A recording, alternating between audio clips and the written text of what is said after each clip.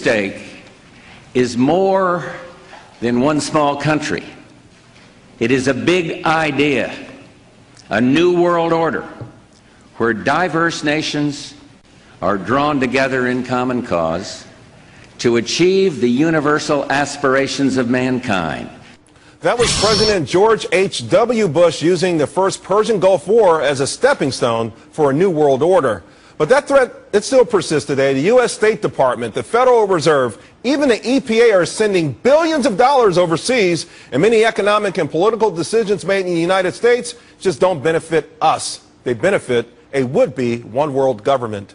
Joining us now is Jack Hunter, columnist for the American Conservative. Jack, this idea has been around for a long time, but it feels like we're getting closer and closer to the realization.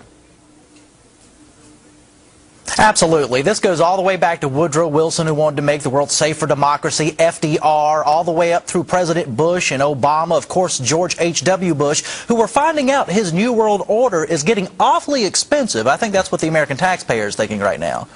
You know, Jack, I'm inclined to agree. The EPA has revealed that we've sent $100 million overseas, and today they came out rather flipped saying, well, we fight pollution around the world. But does that mean that a pig farmer in America should have money taken from him to help a pig farmer in Thailand?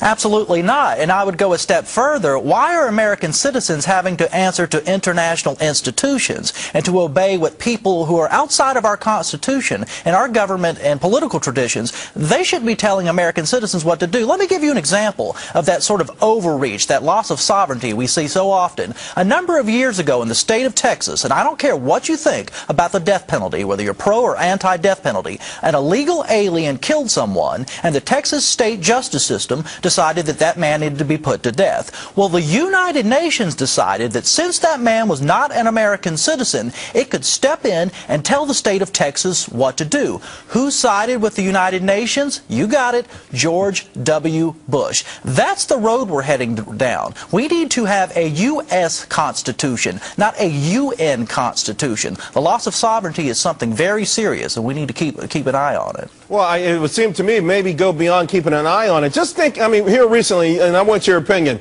it feels to me that we got involved with Libya to help out Europe in some kind of way. Just a week ago, the International Energy Agency says we want to release 60 million barrels of oil. Well, guess what 30 million is coming from? America. You know, decision after decision after decision seems like it's not only being made to benefit a global world, but is actually being sort of initiated from outside of this country.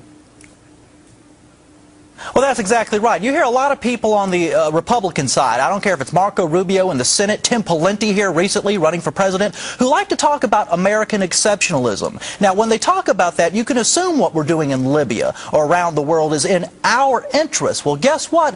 Often it is not. It is for the interests of other nations. It's for the interests of global elites. I don't care if they're corporate or government forms. It's in the interest of everybody but the American taxpayer who sends their sons and daughters off to fight these wars and foots the bill with their own money when we are out of money. It makes no sense whatsoever. And those who pretend that we're patriotic, I'm looking at the Republican side there, your Tim Pawlenty's, perhaps Rick Santorum, to think it's patriotic for us to be in Libya when 72% of Americans, according to some polls, say that they have no idea why we're there, we shouldn't be doing this much around the world. Who is our government serving? Us or global elites? It's a good question.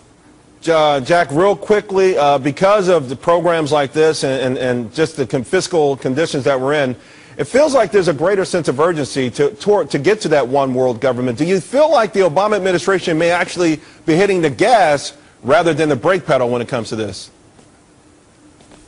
It seems like each president, his predecessor, of course, George W. Bush, government got big in this country. Obama's making government bigger at home. I think the dominant philosophy is that the bigger the government, the better, whether that's in the United States or at the global level. To answer your question, absolutely, I think Obama's got his foot on the gas pedal and is going full speed ahead with taking us towards a global government, and that's been the plan from the beginning. Look, this isn't a conspiracy thing, but the idea, this comes from the progressive left, the liberal internationalists in the Democratic Party, or even the neoconservatives in the GOP, they like the idea of a global government that sort of micromanages everybody, just like the big government people at home like the idea of the huge federal government that micromanages taxpayers. It's the same philosophy at work. Well, all I can say is buckle up, boys and girls, and hold on to the Constitution. Thank you very much, Jack Hunter. We appreciate it.